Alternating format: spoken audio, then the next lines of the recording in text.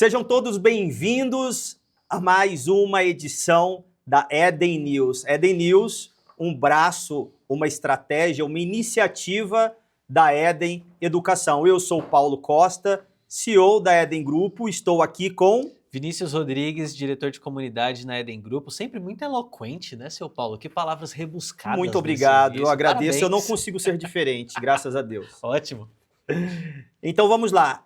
Hoje nós vamos trazer para vocês 5 notícias. Todas elas, obviamente, diferentes. Mas quando nós olhamos para essas notícias todas juntas, uma coisa fica clara. O mercado está mudando de dentro para fora. Nos hábitos das pessoas, nas obrigações das empresas, nas categorias que crescem e na forma como os dados do consumidor viraram o bem mais valioso do varejo. E Vinícius, conta para a turma quais são as notícias que nós vamos lá atualizar e comentar hoje. Vamos nessa então. Primeira notícia, NR1 entra em vigor com burnout em recorde. 9 em cada 10 trabalhadores relatam esgotamento. Essa é a nossa primeira notícia. Você está esgotado? Eu não estou Você esgotado. está com burnout? Não estou com burnout. Você está, Enzo? Burnout, Marcos? Não? Que maravilha, que coisa boa. Glória a Deus, né? Que bom. Graças Segunda notícia, 5 pilares redesenham rotas da indústria farmacêutica no país. Próxima, suplementos já movimentam cerca de R$1 bilhão nas farmácias. Categoria cresce quase 30% dentro de um ano. Baita crescimento, hein? Poxa vida. Retail Media entra em nova fase. Disney mais Walmart mostram onde essa história vai parar. E a Nestlé, a nossa última notícia, a Nestlé reformula produtos para o paladar de quem usa canetas emagrecedoras. Honestamente, Paulo, eu tô começando a ficar um pouco fadigado de falar de GLP-1 e caneta emagrecedora. Não fique. Porque esse assunto ainda vai longe. Não fique, porque é uma realidade e só começou, né? Só estamos no começo. Nós estamos aí praticamente 2 anos, de fato, do surgimento... De surgimento não, né? Já vinha com o Ozempic, obviamente, antes, né? Depois vem as novas modalidades, mas já deu para começar a ter uma transformação geral em hábitos e estilo de vida que a gente vai falar daqui a pouco em torno dessas matérias aí. Perfeito, excelente. Para isso nós temos hoje, temos mais alguma notícia? Não, são só todas essas. Então vai lá. E nós temos um convidado especial, vamos voltar lá para a nossa primeira notícia. NR1 entra em vigor com burnout em recorde, 9 em cada 10 trabalhadores relatam esgotamento. Mas para isso, para lermos essa matéria, nós temos um convidado especial, não é mesmo, Paulo? Temos um convidado especial, está conosco aqui nesse episódio da Eden News, o Eduardo Religari. O Eduardo é psicólogo com mais de 15 anos de experiência, ele é especialista em neuropsicologia, inteligência socioemocional e em transtorno do espectro autista. Seja bem-vindo, Eduardo. Obrigado, pessoal. Muito obrigado. Legal. Show. Vamos nessa então? Vamos ler então essa notícia e aí os comentários, esse bate-bola fica logo na sequência. Beleza? Beleza. Vamos lá, solta aí pra gente, por favor, Enzo. Então deixa eu olhar pra cá. É uma matéria da Carta Capital, né? Exato. Carta Capital. Ok, beleza. Aqui o texto, o título, ok. Vamos lá, pode seguir. Vamos lá então. A entrada em vigor da NR1 recoloca a saúde mental na regulação trabalhista brasileira. Justamente quando os indicadores de bem-estar corporativo mostram burnout em patamar recorde.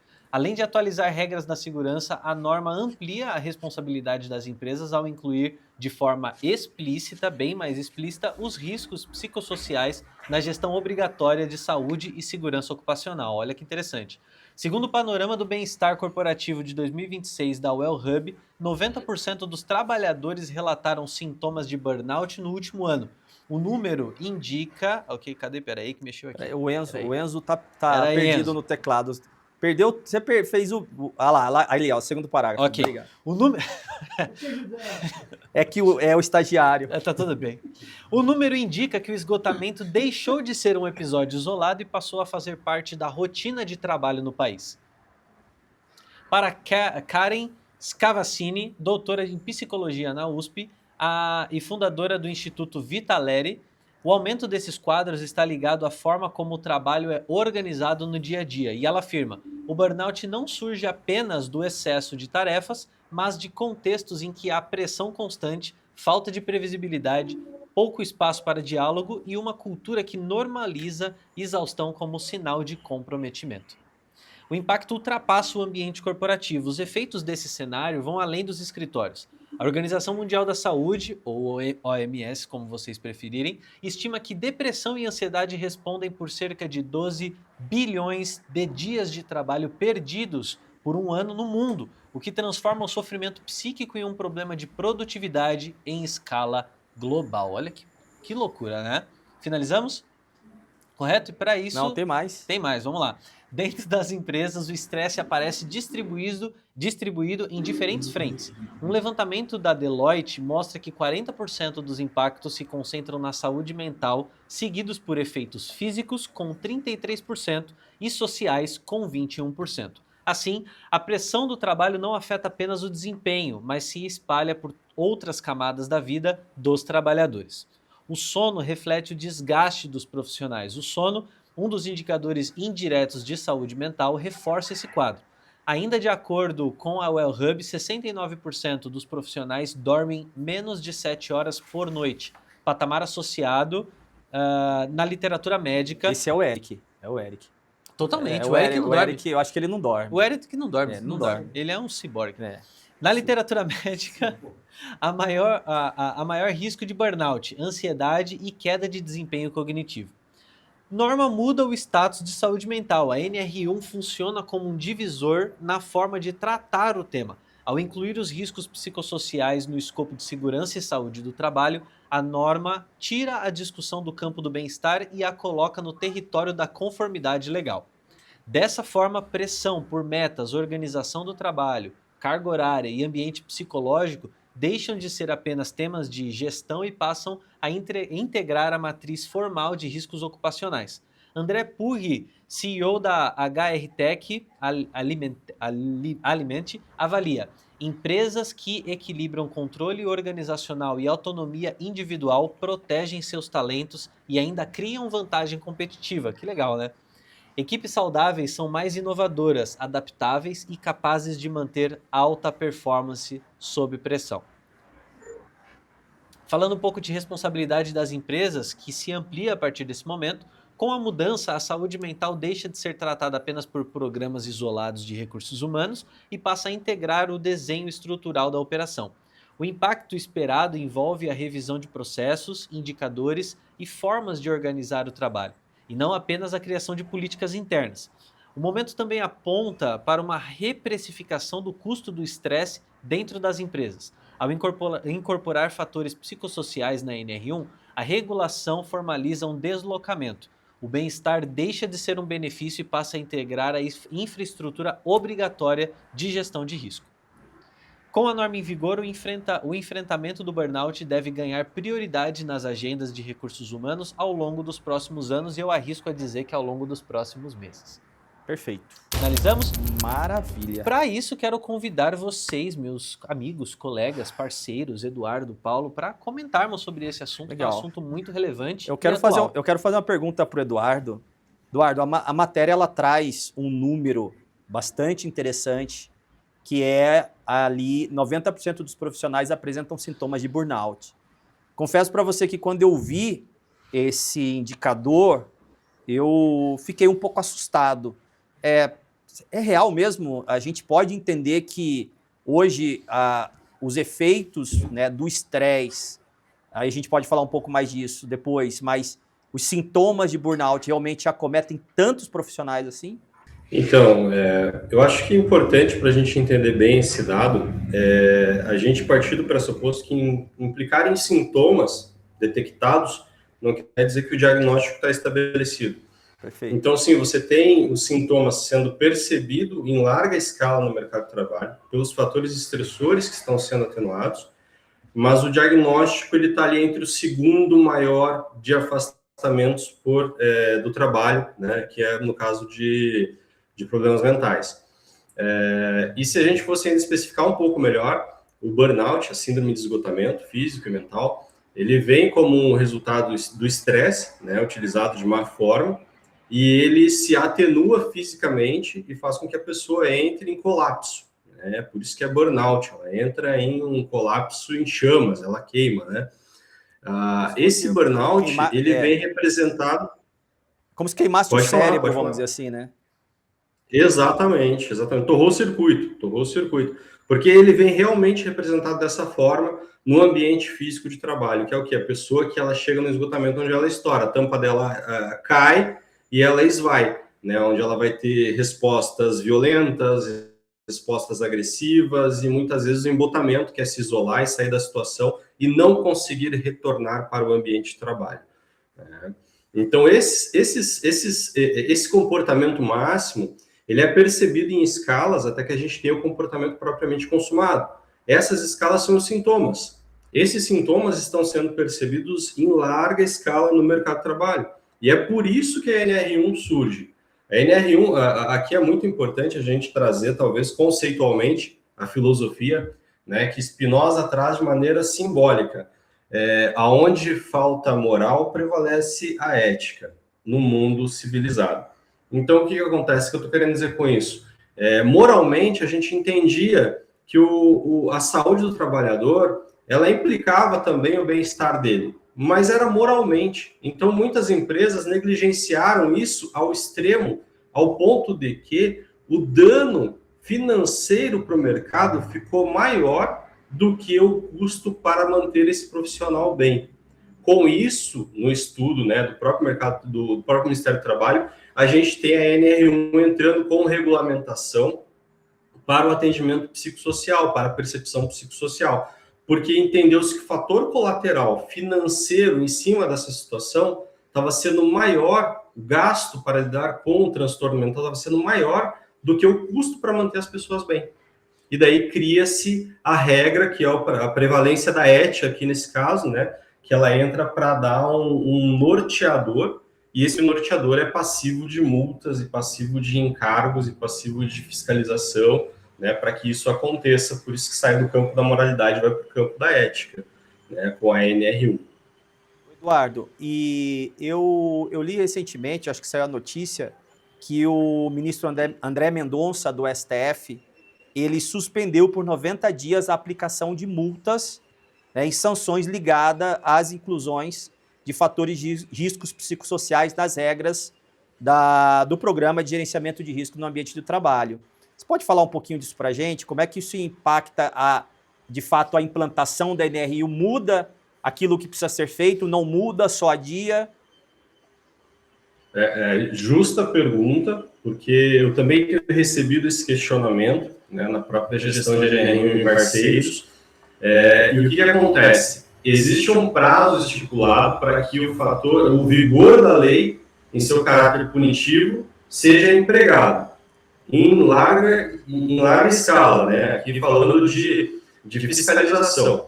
Mas não está impedido o pagamento de multas em virtude da NR1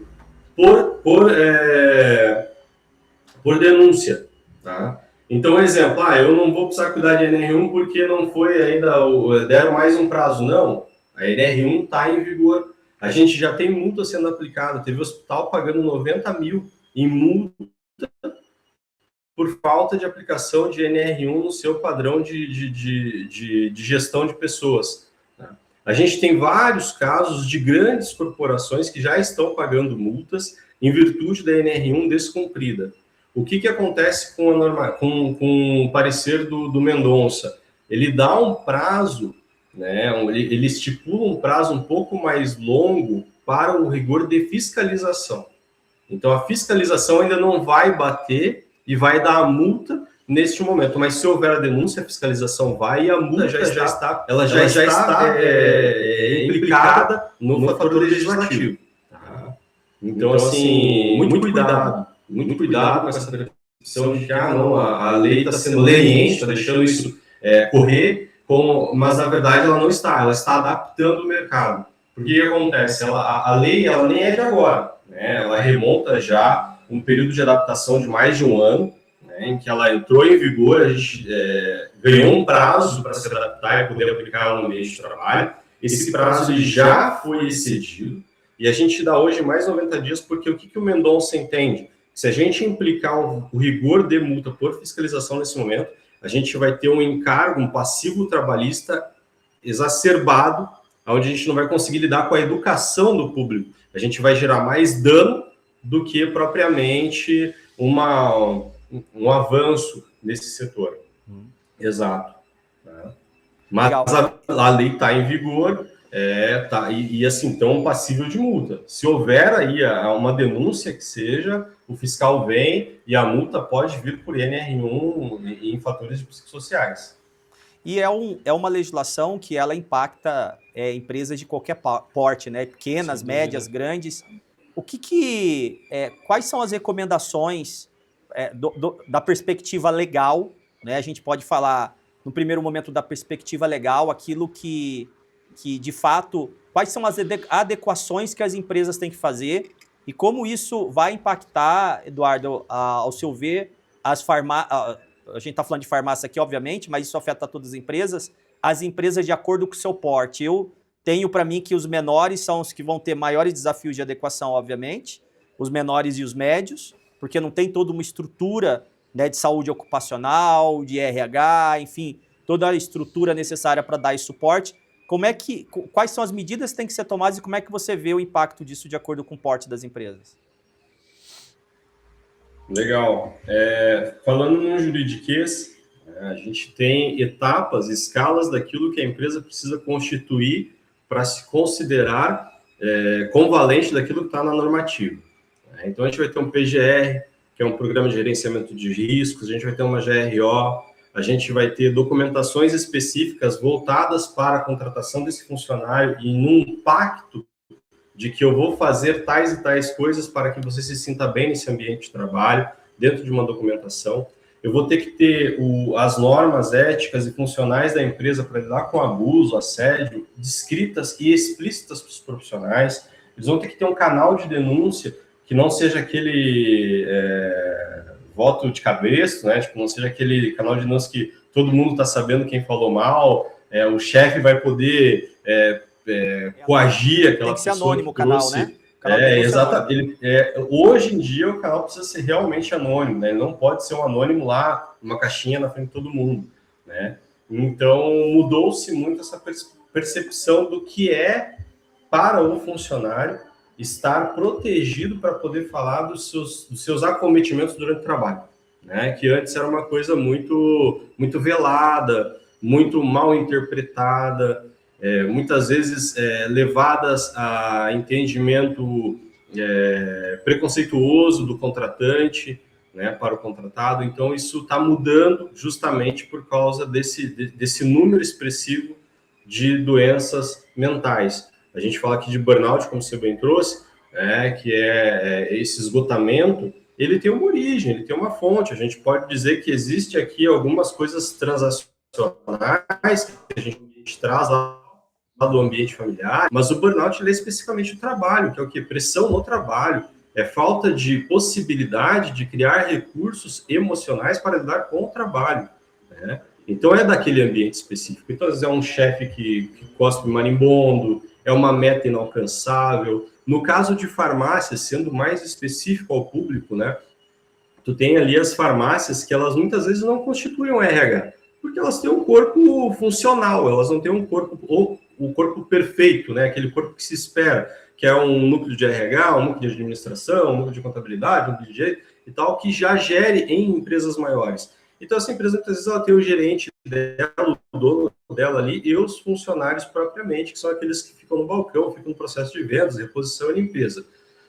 Nesses processos mais simples, tu vai perceber uma carga de estresse absurda, porque é uma pessoa que lida diretamente com o público. Tu está falando de farmácia, de pessoas que lidam com pessoas inflamadas, não inflamadas somente daquilo que é corporal, mas mental também. Tem pessoas que chegam ali esgotadas num dia de trabalho, de uma função, estão meio engripadas, estão ficando doentes, e muitas vezes vão faltar com respeito, vão faltar com aquele tom mais simpático de lidar com outras pessoas, e vão fazer mal para a pessoa que está do lado de lá do balcão. O que a NR1 prevê é o quê? Existe esse ambiente, né? Essa realidade desfavorável para o trabalhador, ela precisa ser vista, e como é que a gente vai lidar com isso para que ele não esgote, para que ele não fique doente? Ah, então eu tenho um balcão lá que recebe pessoas doentes o tempo todo, pessoas esgotadas, é preciso lidar com isso, ter uma responsabilidade enorme sobre passar a medicação e tal. Como é que eu lido com isso para que esse profissional ele não chegue no esgotamento? Eu vou mapear a função, eu vou mapear o agente estressor e eu vou criar políticas para lidar com isso. Tá? Dentro da tua pergunta ainda, nessa realidade dos pequenos, né, e aqui justamente para eles, porque realmente os grandes empresários, as grandes empresas vão ter o setor dentro deles bem estabelecido, que vai conseguir lidar com o departamento de pessoas, com o DHO, para fazer essa gestão, mas os pequenos realmente vão ter que se adaptar. O que acontece? Bem como em todo o mercado, soluções vão aparecendo. Hoje tu vai ter sistemas automatizados para poder fazer a construção de documentos embasados juridicamente, por um profissional de psicologia, que vai conseguir atestar aquilo que está acontecendo e, principalmente, oferecer formação, né, que é um dos pressupostos da regulação, que eu acho que a gente vai falar daqui a pouco, que é a formação, né, continuada para esses funcionários, para esses colaboradores, sobre os assuntos relacionados a transtornos mentais, que é um assédio moral, é um burnout, é como lidar com determinadas situações, que políticas devem ser cobradas, né, em contrapartida da empresa. Então, isso tudo precisa estar sendo expresso através de um programa continuado de educação para os colaboradores. Isso você vai encontrar em plataformas, caso você não tenha dentro do teu time, né, para atuar, dentro da tua empresa para atuar com esse assunto, você vai ter em plataformas, vai ter em outros ambientes para contratação externa. Legal. A gente, aqui, nós convidamos o Eduardo, mas o Eduardo, a gente está construindo uma parceria Sim. entre a Eden e o Eduardo, dentro desse contexto do trabalho da NR1, para dar suporte aos empresários que fazem parte da Eden. E uma primeira iniciativa que a gente tomou, né, Eduardo, foi de criar todo um conteúdo de capacitação em torno do tema da NR1. Você mesmo teve aqui em São Paulo com a gente, o Eduardo é lá de Blumenau, né, teve aqui em São Paulo com a gente, fizemos essa gravação. Você pode falar um pouco desse conteúdo que você gravou, que a gente já disponibilizou ou vai disponibilizar, Enzo? Já está dia 22. Dia 22 a gente vai liberar o conteúdo dentro da plataforma da Eden Educação, então quem quiser acessar, tá aí o QR Code. No dia 22 a gente vai disponibilizar as aulas que o Eduardo gravou, que o Eduardo preparou, que vai estar disposta na plataforma da Eden. O que o público que nos acompanha pode encontrar nesse conteúdo que você preparou, veio aqui em São Paulo, fez com tanto carinho, Eduardo? Nesse primeiro momento, no material que a gente gravou, a gente traz uma sensibilização, né? O que se atualiza? É uma faca de dois gumes, então ela serve para defender e serve também para atacar, mas como é que ela faz isso e no que ela vai atuar dentro do ambiente de trabalho na prática? Como é que isso vai acontecer quando um inspetor do trabalho estiver na minha empresa? Então, o que a gente trouxe dentro desse conteúdo foi de uma forma simples, numa comunicação bem humanizada, aquilo que você precisa entender sobre a NR1 e como ela vai vigorar sobre o teu empreendimento. Você sendo um pequeno ou um grande empreendedor. Dentro dos fatores que fazem menção à lei aqui, até mesmo no juridiquês, o entendimento mais de comportamento, mais psicológico, que é a minha área de especialidade, mas em entendimentos organizacionais que também são do meu hall de conhecimento. Legal. E eu acho que aqui do ponto de vista interno também, né, a gente na semana que vem a gente se preocupa porque os membros da comunidade da Eden, a gente tem desde empresários médios até pequenos e tem todo um arcabouço, obviamente, de orientação, documental que precisa ser preparado e tem uma série de ferramentas também, canal de denúncia, canal de comunicação. A gente desenvolveu dentro da nossa plataforma da EdenTech esses canais para que os nossos empresários possam disponibilizar e ter esses canais junto aos seus colaboradores. Ótimo. A gente também vai estar lançando para os membros da comunidade da Eden no dia 22. Eu acho que tem muita coisa que a gente pode ajudar, né, as pequenas e médias farmácias, enfim, no geral, para poder se preparar, né, se adequar para o que está aí. Para a gente encerrar, então, Eduardo, é uma reflexão que eu fiquei fazendo contigo, né, quando a gente esteve aqui conversando. E eu tenho uma visão bastante clara, porque eu sou estudioso da escola de liderança já há bastante tempo, de gestão de pessoas. E quando eu olho para a NR1, apesar dela parecer uma burocracia nova, eu sei, né, que a gente está vivendo um momento do país que para o empresário está difícil, porque são muitas mudanças, muitas transformações, é mudança tributária, é imposto, é NR1, né, e a cada momento a gente tem uma regulação nova e de fato sobrecarrega.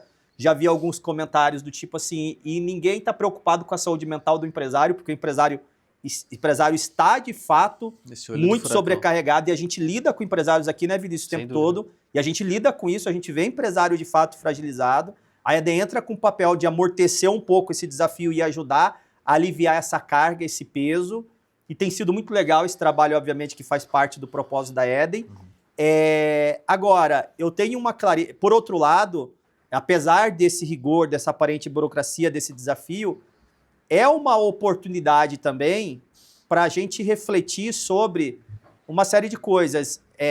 Acho que tarda o processo de avaliação, de entendimento, de que os modelos de liderança também das empresas, os métodos de gestão de pessoas, que pelo menos já vêm sendo estudados, que vêm sendo ensinados ao longo do tempo, já sofreram grandes evoluções e muitas mudanças, mas quando a gente vai, de fato, para o ambiente de trabalho, tem muito que evoluir, de fato, em termos do modo de liderar equipes, do modo de gerir equipes, do modo de estruturar equipes, e, ao meu ver, também esse desconhecimento, né, das práticas técnicas e maneira de liderar, das práticas técnicas, maneira de gerir, né, práticas técnicas e maneiras de estruturar, acaba fazendo com que tenha-se um caos instalado que, por desconhecimento, por inabilidade, por incapacidade, acaba fazendo também com que muitos desses elementos se agravem. Porque quando a gente pega alguns tópicos como estabelecimento de metas, como papéis claros, isso é gestão de pessoas. A lei está obrigando a fazer algo que a Escola de Liderança e Gestão de Pessoas já orienta como fazer há muito tempo.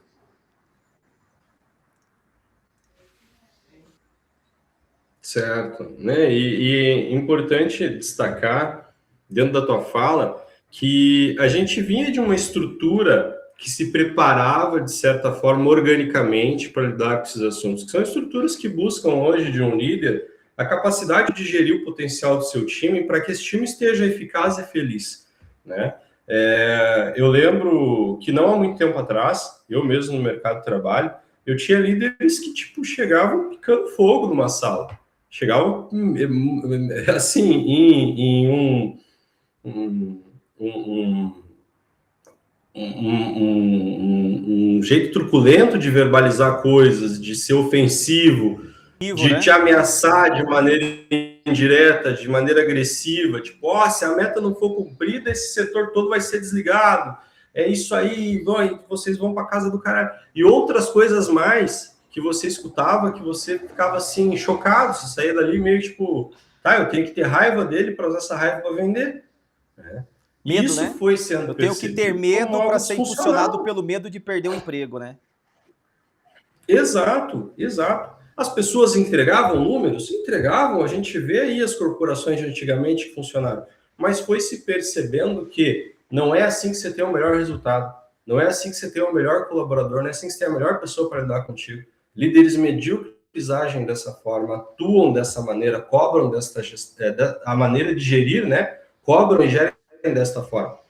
Quando tem um líder de ponta, como é o que você vem trazendo no teu diálogo, você tem aquele cara que, eu tenho que cobrar meta, assim como aquele cara lá que eu estava narrando aqui, vai cobrar picando fogo, eu tenho que cobrar essas metas também, mas existe um jeito de comunicar, existe uma maneira de passar isso para o meu time, existe uma maneira que essas pessoas vão receber essa informação e com elas vão aprender e vão conseguir trabalhar. E não ficar com medo de mim, ter que reagir às minhas situações para trazer números para a empresa. É uma colaboração. Então, a gente atenua hoje para um entendimento de correlação entre empresa e colaborador, empresa e contratado. Eu acho que tem mais uma questão. Eu acho que é uma questão importante isso, porque também surge uma dúvida que eu já vi várias pessoas fazerem, né? Então, agora eu não posso mais cobrar o resultado, né? Então, eu acho que porque teve um período da gestão em que a performance era muito enfatizada, né? E a performance de curto prazo, a pressão por performance, e isso teve um ápice, uma vantagem, e trouxe outros problemas, né? Aí, por conta desses problemas, a gente entrou numa fase que a gente costuma falar da cultura meio woke, buscando uma democratização mais das decisões, que a turma começou a brincar um pouco com aquele termo de abraçar a árvore, né? O Vinícius não é um abraçador de negativo, árvore, né? Então, assim, que a turma começou de maneira pejorativa a entender como abraçar a árvore, né?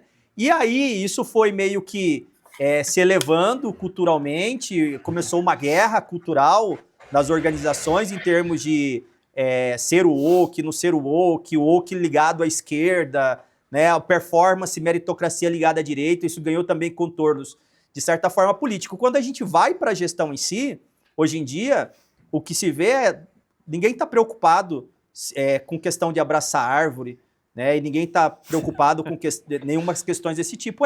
A lógica que se fala hoje na liderança é da ambidestria, que é a capacidade do líder de entregar a performance ao mesmo tempo e que cuida das pessoas, porque nessa lógica anterior que se passou, ou você performava e porrada, né? Saúde, família, segundo plano, a lógica é você tem que sacrificar algo para receber algo em troca. Aí numa outra performance veio cuidar das pessoas, só que negou a performance, então viraram opostos, né? O indivíduo em primeiro lugar teve vantagens para os colaboradores e a performance pagou um preço enorme por isso. E aí a turma virou e falou, isso também não funciona. Então agora o que todo mundo olha? Nós temos que cuidar, mas também temos que performar. Nós temos que ajudar, mas também temos que trazer resultado. E eu acho que a lógica é mais ou menos essa. Dentro da NR1, eu já vi algumas pessoas meio que entendendo como se a norma viesse estimulando as pessoas a abraçar a árvore de novo. O que também não é isso, né, Eduardo? A questão a performance é necessária, buscar o resultado é necessário.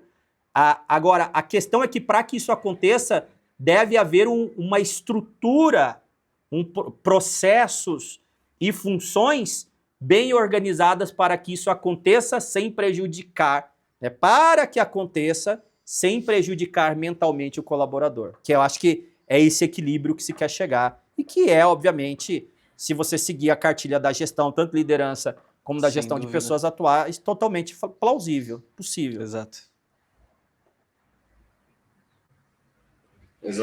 Exato. Abraçar árvores não dá rendimento físico monetário, né, comprovado aí pela própria Disney, que tem que se reinventar agora depois de uma onda woke, né, que financeiramente não foi vantajosa para ela. E a gente chega e bem... E para várias outras empresas também, né, Eduardo, que seguiram nesse caminho, né? Muitas. Pivotando. Eu tô só pegando uma aqui que é aquela que está no holofote, né? Que desligou um setor inteiro, mais de um setor, muitas pessoas que eram justamente voltadas para esse tipo de funcionalidade, né? E é bem no que tu trouxe, existe um descompasso tão grande que houve vitimização, teve pessoas que ficaram doentes porque desequilibrou. A gente acreditava que não, agora o colaborador está à frente de tudo, ele é a coisa mais importante. Cara, ele é equilibrado, ele é tão importante quanto a capacidade da empresa de capilarizar financeiramente, que senão, se ela não trouxer o lucro, se ela não trouxer o rendimento, não tem como pagar, não mantém os colaboradores. Entendeu? Exatamente, abraçar a árvore realmente não dá dinheiro, é preciso haver equilíbrio, né? A NR1 vem para trazer exatamente esse equilíbrio, ela vem para atuar exatamente nesse fator. Porque que aconteceu? Houve um descompasso, houve a indústria muito agressiva, no perfil que a gente trouxe anteriormente, depois a gente teve o ESG e a cultura atuando de maneira agressiva também, para que fossem empurrados muitos valores, né? E o que aconteceu? A gente percebeu que nenhum dos dois funcionava e agora precisa ter equilíbrio. Esse equilíbrio vem moralmente? Não, porque não funcionou moralmente até agora. Então ele vai vir através de ética e legislação. É o que eu acho. Eu acho que a legislação acaba forçando. Quando a gente faz os treinamentos de liderança aqui para os empresários, né, os cursos que a gente tem na EAD, todo o trabalho que eu costumo fazer com a galera em termos de liderança e gestão, se feito, praticado no dia a dia, é a NR1 funcionando, cara. Exato. É simples assim. Perfeito. Então, é uma questão muito de desconhecimento mesmo. Infelizmente, a norma vai ter que forçar pela penalidade a fazer aquilo que a escola de gestão e liderança já vem falando há muito tempo que tem que ser feito. Tomara que promova realmente uma evolução nos meios de trabalho. Acho e tenho convicção, porque conheço pessoas que são infelizes nos locais de trabalho, que estão onde estão para segurar o salário que recebe, né? E sei realmente que existem ambientes realmente que precisam mudar.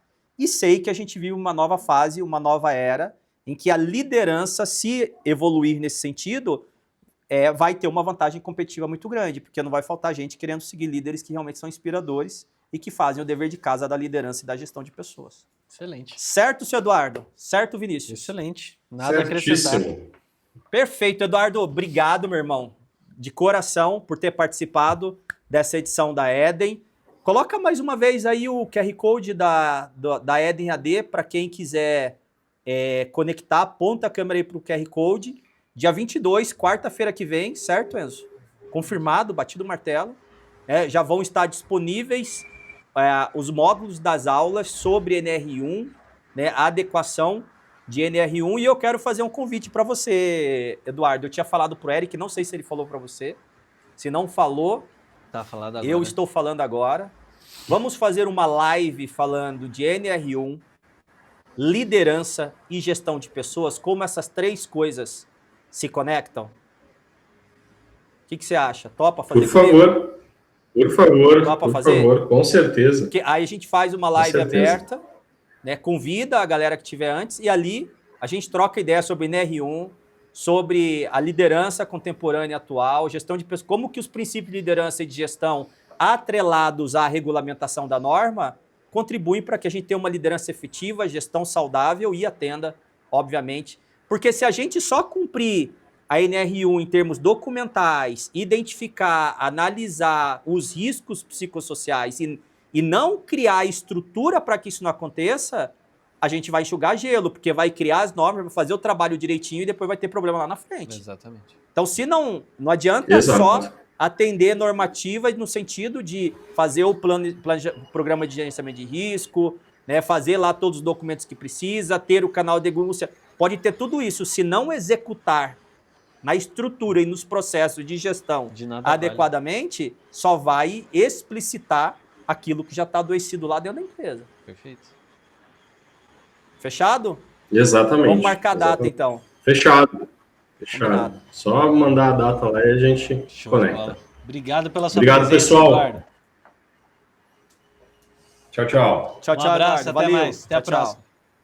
Show de bola esse tema, né? Muito Cara, bom, muito louco. E olha que legal, né, Paulo? Até acrescentando, a gente tem, dentro dos nossos processos de acompanhamento com os nossos clientes, que são os nossos membros, já temos assuntos sendo tratados dessa forma com muita seriedade, ou seja, já estamos nos precavendo, evitando, fazendo pesquisas de clima, medindo o resultado, tendo planos de ação para evolução. Então, de fato, mostra que essa preocupação ela precisa ser genuína em todos os negócios e também começa de dentro para fora, como você bem trouxe. Não, eu tenho uma visão muito clara sobre isso. Você sabe o quanto que eu me dedico a esse tema já há muito tempo. Quando o VNR1 só veio normatizar algo, nós temos um modelo organizacional, empresas que foram organizadas ao longo do tempo, que tem uma...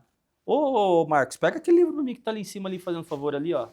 Ali no terminal. Esse branco aí para mim. Esse livro aqui é ótimo, é difícil de achar. Eu acho que muito difícil de achar esse livro aqui, que é esse aqui, ó. Imagens da Organização, que é da Garrett Morgan. E ela tem um texto aqui, um capítulo, que ela fala de empresas como máquinas, né? Empresas como máquinas e pessoas como engrenagens. E é um fato que as estruturas organizacionais foram forjadas nesse contexto. E tem todo um conjunto de narrativa, de valores, de lógica que explica ser assim e a gente conviver nesse modelo ao longo do tempo. Só que o contexto social mudou, né? O contexto social mudou, o contexto político mudou, Sim. os avanços da tecnologia mudaram tanto, que exigem uma série de transformações que muitas das empresas não mudaram. E quando mudaram, elas pintaram a parede bonita, botaram móveis bonitos, colocou escorregador, videogame, aparatos de lazer, mas as estruturas são as Continuam mesmas doentes. das organizações máquinas. E isso adoece a operação. E isso vai aparecendo. É óbvio que não é só a questão da liderança e gestão, é óbvio que as pessoas também estão mais ansiosas, estão chegando nas empresas assim, mas é o desafio da liderança. A liderança está lidando com esse contexto. E a responsabilidade de lidar com o contexto e responder a ele é do líder. Então, na medida que... E eu volto porque eu comecei esse raciocínio para dizer exatamente isso. A liderança precisa evoluir. Isso é fato. Uhum. Isso é fato. Isso é translúcido, eu não tenho dúvida disso.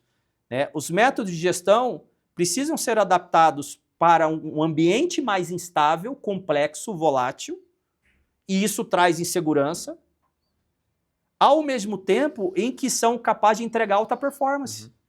De maneira em que as pessoas possam ser inteiramente quem elas são, com todos os seus defeitos e as suas fortalezas, e serem lideradas exatamente dessa forma, extraindo dela o que ela tem de melhor e tratando e desenvolvendo aquilo que elas precisam, obviamente, evoluir. Então, é um ambiente mais complexo para o líder, é óbvio que é. Sim, né? sem dúvida. É um ambiente muito mais complexo para as organizações. Mas é preciso evoluir nesse sentido. Eu tenho batido nessa tecla há muito tempo, falo sobre isso com os membros da comunidade da Eden, treino os empresários nesse sentido, porque eu entendo que os empresários se adaptarem para isso vão ter empresas mais competitivas, porque vão ter as melhores pessoas querendo fazer parte dessa equipe. E esse é o momento, né? Sair na frente dessa Esses corrida dias nós maluca. abrimos uma vaga aí, anunciamos a vaga, choveu de currículo em 20 em minutos. 20 minutos. Sim. E a turma fala que tem dificuldade de contratar. Entendeu? Então é um pouco da reputação da empresa, da reputação das lideranças, né, das pessoas que estão à frente de como essa empresa trabalha. Exato. Vamos mudar de assunto, vamos para a próxima Muito notícia. bom. É muito legal esse tema. Se deixar, eu fico falando dele. Não, Mas a gente vai fazer essa live aí, e aí a gente vai poder aprofundar, vai poder falar com tempo de mudanças sociais. Sei lá, uma live ou um podcast, né? Sei lá, um negócio assim. Um não sei. podcast é Uma coisa bacana. para poder falar longe, para poder viajar. Com calma. Com Vamos calma. para a próxima notícia, então. 5 Vamos. pilares redesenham a rota da indústria farmacêutica no país. Por favor, Enzo, coloque pra gente o texto. Eu vou olhar para cá porque a letra tá melhor. Ali tá Você quer um binóculo? pequetucho. Pega o binóculo, pega o binóculo. Pega o- Monóculo. De olho. De olho na A, Fa- notícia. a Faria Lima não aparece já tem um tempo Pô, aqui, cara, né? Faria Lima, Paulinho, Né? cara, a gente tá muito envolvido no business to business ultimamente. Então as coisas estão um pouco mais complexas, tô um pouco sem agenda, Eu entendo. né? Mas vamos atender. Mas para jogar beach tênis você tem tempo, né? Claro, cara. E aquele narga também depois. Quem aqui fuma um vapezinho? Tô brincando, não fumo isso não. Brincadeira. Não, fumar pendrive não dá, pelo amor de Deus. Vamos lá. Só disco Solta a rígido. notícia. Só no disquete. Só disco rígido. Só no disco rígido. Vamos lá então, gente. Segunda notícia. Desce um pouquinho. Vamos lá então. Depois de movimentar 246,1 bilhões de reais em 2025, com crescimento de 11% em relação ao ano anterior, a indústria farmacêutica brasileira entra em uma nova etapa de desenvolvimento ao integrar ciência, tecnologia, dados, experiência e construção de marca. É o que aponta um estudo inédito da consultoria Troiano. Responsável por 42% do faturamento do setor da América Latina, o Brasil reúne condições para liderar um modelo de crescimento baseado em inovação, relacionamento e geração de valor ao longo de toda a jornada do paciente. Na avaliação da consultoria, 5 pilares deverão orientar as estratégias da indústria nos próximos anos. Que são elas: primeiro, simplificar a jornada para ampliar a adesão. O primeiro desafio será tornar os tratamentos mais simples e convenientes. Formulações práticas, posologias reduzidas, dispositivos intuitivos e serviços digitais deixam de ser diferenciais para se tornarem fatores que influenciam diretamente a adesão terapêutica e os resultados clínicos.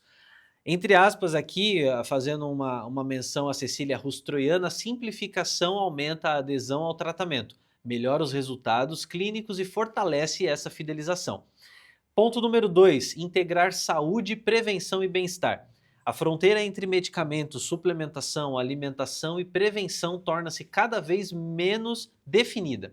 O envelhecimento populacional e a busca por qualidade de vida impulsionam soluções capazes de acompanhar o paciente durante todo o ciclo do cuidado. Fazendo uma outra menção a Cecília, estamos migrando da lógica do lifespan para o health span. Mais importante do que viver mais é viver melhor. Olha que interessante. Preservando autonomia, vitalidade e qualidade de vida por mais tempo.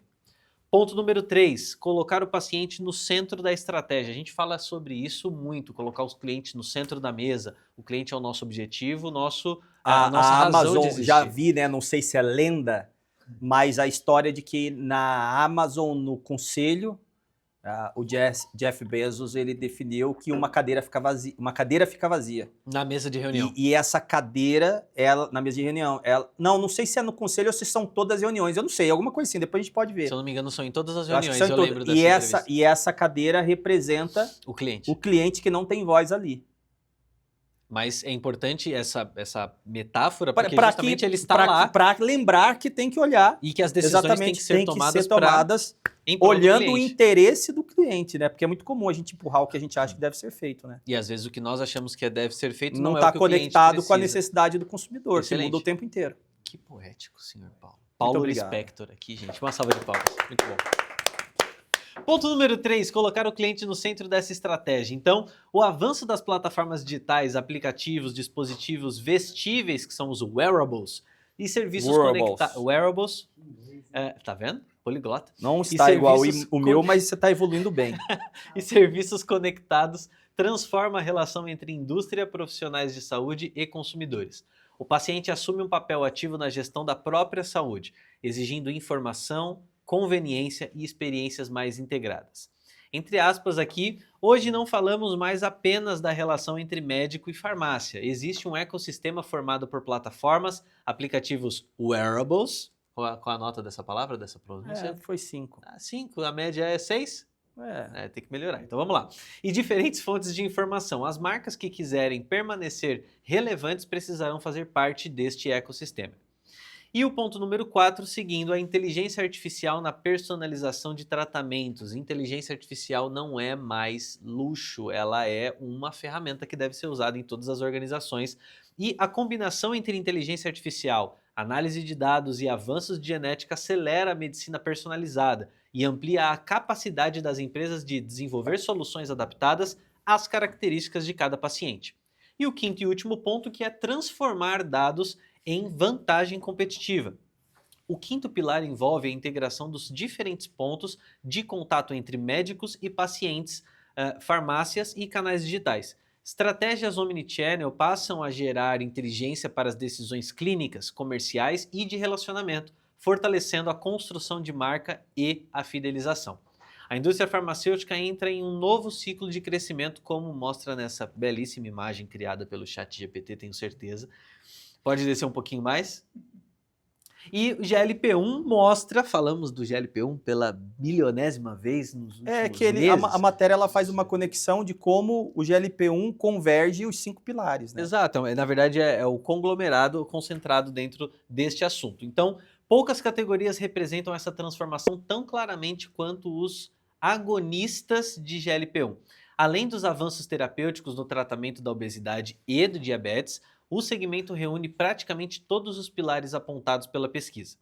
Então aqui, no Brasil, o potencial desse mercado é estimado em torno de 50 bilhões de reais até 2030, principalmente em função do investimento da indústria nacional. Além da Hypera, a Cristália, a EMS também solicitou à Anvisa o registro de uma nova semaglutida, ampliando a disputa por um dos segmentos mais promissores da próxima década. Pode descer um pouquinho mais?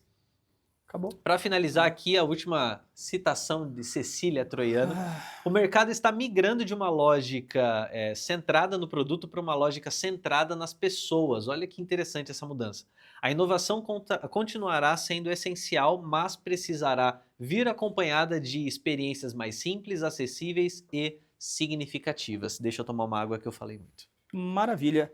Eu acho que, ao meu ver, essa matéria e esse mapeamento inédito, identificando esses 5 vetores que devem orientar as estratégias da indústria farmacêutica brasileira nos próximos anos, ela traz uma revelação muito clara que, para mim, está no final da reportagem que você trouxe, Vinícius, que é a ideia de que o mercado está migrando de uma lógica centrada no produto para uma lógica centrada nas pessoas. Perfeito. O que isso quer dizer, assim, a grosso modo? Uma lógica centrada no produto é mais ou menos assim, eu vou fazer esse produto, vou conceber esse produto porque eu entendo que esse produto tem esses atributos, e eu vou empurrar para provar para o consumidor que esse produto é o que ele precisa, é o que ele quer para ele comprar. Isso é a lógica centrada no produto. O produto empurra a demanda. Perfeito? E o que é uma lógica centrada nas pessoas? A lógica centrada nas pessoas, ele vai no lado oposto. Ele vai perguntar, vai analisar, vai entender o contexto do Paulo, as preferências, e a partir disso vai desenvolver as soluções. Tem que entender. Para o cliente. Tem que entender. Se o Então, Paulo é a partir das necessidades do cliente. Se ele não abraça a árvore... Você acha que eu abraço a árvore? Eu não sei. Você acha? Não. Ó, é impossível. Eu acho que não. Mas, de quase fato, impossível. é entender a necessidade que o cliente tem para desenvolver Eu o melhor até tenho produto. que cultivar umas árvores. Preciso. Mas cultivar. Tá faltando árvore para abraçar, até no meu caso. Mas assim, você entendeu? Então, assim, a leitura é a partir disso. Então, quando a gente pega todos os pilares, eles partem dessa premissa. O contexto do consumo, a saber, o consumidor, e que pilares eu tenho que estruturar para atender esse contexto. E acho que é a partir daqui que eu quero partir dessa análise dessa matéria, que eu acho que é muito importante. Então, o primeiro pilar é a simplificação da jornada terapêutica. Então, a matéria, ela aponta que a indústria está focando em iniciativas que aumentam a adesão ao paciente, a adesão do paciente ao tratamento. Porque o medicamento que o paciente abandona não contribui para que ele possa concluir esse tratamento. Muito pelo contrário. E do ponto de vista do mercado, não gera receita. Então, nem o paciente conclui o tratamento e o mercado, a farmácia, a indústria perde receita, porque ele não compra mais o produto que poderia comprar ao longo de algum tempo para concluir esse tratamento. Essa é, sem dúvida, um dos principais desafios de toda a cadeia, não é só da indústria. Então, a indústria estabelece como pilar dela, mas esse é um desafio de toda a cadeia, porque todo mundo perde. A farmácia também perde, quando o consumidor não volta para concluir o tratamento. E aqui, a farmácia tem um papel que nenhum outro elo da cadeia consegue exercer. O acompanhamento ativo do paciente de uso contínuo, por exemplo.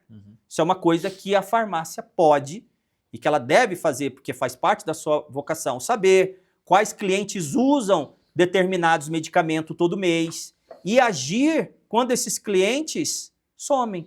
É óbvio que você não vai esperar sumir para agir, mas é óbvio que é importante entender quando esse cliente de produto recorrente deixa simplesmente de voltar na farmácia.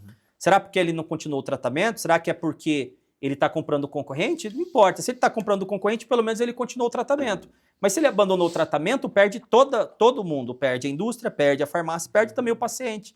Porque ele está deixando de cumprir aquele tratamento que precisava ser cumprido. Isso começa de forma simples, com disciplina, mas também com atenção. E quando essa cultura se instala, ferramentas como, por exemplo, o CRM, entram não como uma solução para um problema que não existe, mas como uma estrutura para escalar o que já funciona. Ele permite que automatize o acompanhamento, o registro histórico, identificando padrões de abandono do cliente ou mesmo o perfil de consumo do próprio cliente. Então, assim, a gente tem 2 níveis. Um do acompanhamento que pode ser feito de maneira simples para qualquer farmácia, ali uma planilha de Excel, um relatório de cadastro de produto dos clientes, o histórico de compra, e situações mais avançadas que você pode automatizar e otimizar esse trabalho de identificação do cliente, análise, acompanhamento e comunicação via inúmeras ferramentas que já tem dispostas no mercado. Esse é o primeiro ponto. Segundo ponto é o segundo pilar, que é a integração de saúde, prevenção e bem-estar. E esse pilar revela claramente que a fronteira entre tratar doença e preservar a qualidade de vida praticamente se dissolveu.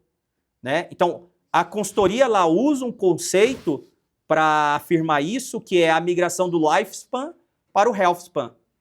E aqui eu acho que é importante definir os dois termos, embora a reportagem fala, mas eu acho que é legal dar uma aprofundada, porque o lifespan é o tempo de vida da pessoa. Então, num trabalho da medicina, num trabalho da indústria farmacêutica de tratamento das doenças, fez com que a expectativa de vida aumentasse. Certo. E nós temos um processo de envelhecimento da população. Entendeu? Então, o lifespan, ele é um estilo de trabalho em que você trabalha para prolongar a vida. Agora, já não é mais suficiente. Por quê? Porque as pessoas vivem mais. Né? Tem o envelhecimento da população e a questão é que não vale a pena você viver 84 anos, por exemplo, se você vai viver mal. Então, aí vem o healthspan, que é o quê? É a preocupação com a qualidade de vida dessa expectativa que se estendeu. Né? Então, por isso que a matéria fala sobre essa transição, essa migração do lifespan para a indústria olhando para o healthspan. Por que ela está olhando para o healthspan? Porque o consumidor está olhando para o healthspan. E é ele que está demandando mais qualidade de vida. É ele que está demandando produtos para isso. Perfeito. Entendeu? Então, o lifespan diz respeito ao tempo de vida. E o healthspan é a qualidade desse tempo. Né? A lógica de viver melhor. Né? Um foca em prolongar, o outro preservar o que vale a pena preservar ao longo do tempo. Essa não é uma mudança simples, mas é uma mudança que já vem acontecendo ao longo do tempo. O terceiro pilar é a questão da centralidade do paciente. É aqui que a tecnologia entra com uma força estruturadora de todo esse movimento. Né? Essa questão dos wearables, plataformas digitais, dispositivos de monitoramento que estão permitindo o consumidor acompanhar em tempo real dados que antes só apareciam numa consulta médica, por exemplo. E essa informação, quem está no balcão, o farmacêutico, essa relação, ele conhece de uma maneira muito mais profunda. Porque nos wearables, nesses dispositivos, eles fazem toda a medição dos indicadores do tempo real. Mas quando o consumidor, o paciente, ele está na farmácia, Marcos, tem contextos da vida dele que quem atende há muito tempo, sabe muito mais do que só os dados. Então, é complementar. E por que eu estou falando isso? Porque esse pilar reforça a importância, por exemplo, do papel dos farmacêuticos na farmácia, na captura do contexto que somente o terceiro pilar, o pilar da centralidade do cliente baseado em tecnologia para capturar os seus anseios com base em dados, não são suficientes de captar sozinho. Né? Então, para a indústria, isso é uma transformação profunda, porque ela está investindo para chegar mais perto de um consumidor que agora tem dados sobre si mesmo e que quer ser tratado com base nesses dados e não só como uma média estatística dos demais pacientes. E é aqui que mora uma ironia que o varejo precisa enxergar. Enquanto a indústria investe bilhões para se aproximar do consumidor, esse consumidor já está muito perto da farmácia. Né? Então, a tecnologia ela estrutura o dado, o relacionamento humano dá contexto a esse dado, a farmácia que entender que tem os dois, o dado e o contexto, ela tem uma possibilidade de construir um relacionamento muito mais profundo e muito mais duradouro. E o quarto pilar, que é a inteligência artificial e genética, acelerando a medicina personalizada, e o quinto, que é o uso de dados como vantagem competitiva, via estratégias omnichannel, vem fechar esses 5 pilares, trazendo a tecnologia, mas também a biotecnologia, quando a gente fala de genética, né, a biotecnologia como ferramentas aceleradoras da descoberta de novos produtos, de novos medicamentos e o uso de dados como uma forma de criar medicamentos, criar estratégias mais personalizadas. E por que eu acho que o que fica de todo no encerramento do meu comentário sobre essa notícia é que esses 5 pilares, eles, apesar da matéria da consultoria conectar esses pilares à indústria farmacêutica, ela se conecta a todo o varejo. Os pilares são os mesmos. É óbvio que a gente não vai falar de genética, Sim. obviamente no desenvolvimento de novos produtos do 5º pilar, mas a inteligência artificial, sem dúvida, como tecnologia, né, apta e capaz de lidar com a grande massa de dados. Nunca tivemos tanto dado, cara. Né? Nunca tivemos tanto dado. Nunca tivemos tanta informação de tudo quanto é tipo. Somos data-driven. Não, deveríamos ser Deveríamos ser data-driven. data-driven. Ou seja, data-driven é ser dirigido por dado. Então, é óbvio que em alguns momentos nós deveríamos ser, mas nós temos uma parte de uma cultura empresarial que não é acostumada a lidar com a intuição e não com dado. Então, para se tornar data-driven, tem que haver uma mudança cultural nesse sentido, porque ser data-driven não é ter dado, ser data-driven é ter uma cultura Baseada em que dados. usa dados para a tomada de decisão. Ótimo. Mas todos esses pilares conversam perfeitamente. E aquela farmácia, né, aquele empresário do varejo, que entender esses 5 pilares e adequar o seu negócio, o modelo de negócio em torno desses pilares, não está preparando o negócio dele para o presente. Já está conectando o negócio dele com o futuro. E é muito o que a gente faz aqui na Eden, né? É exatamente o que nós fazemos na Eden. Isso é muito interessante, porque todas as nossas decisões são baseadas em dados. E eu convido você que está ouvindo a gente, assistindo a gente, independente de onde quer que você esteja. Se você é dono de um negócio hoje e quer conhecer um pouco mais do nosso trabalho, a gente vai deixar um QR Code na tela. É isso mesmo? QR Code para a gente poder entrar em contato para você entrar em contato conosco. Esse QR Code não é o mesmo do EAD? Esse é da comunidade. Esse é da comunidade. Então, esse é o link Outra da era nossa do ED. comunidade, para que você receba mais informações, Ah, tá. receba notícias e também para a gente que poder quando te você conhecer. mostrou, apareceu aquele. Você não trocou não na hora lá não? Não. É? Então tá bom. Então, se ele está falando, eu acredito. É. Para a gente poder te conhecer e entender o modelo de negócio, o momento que você está vivendo hoje, para a gente poder trabalhar junto. É? Tá Ok? bom. Certo?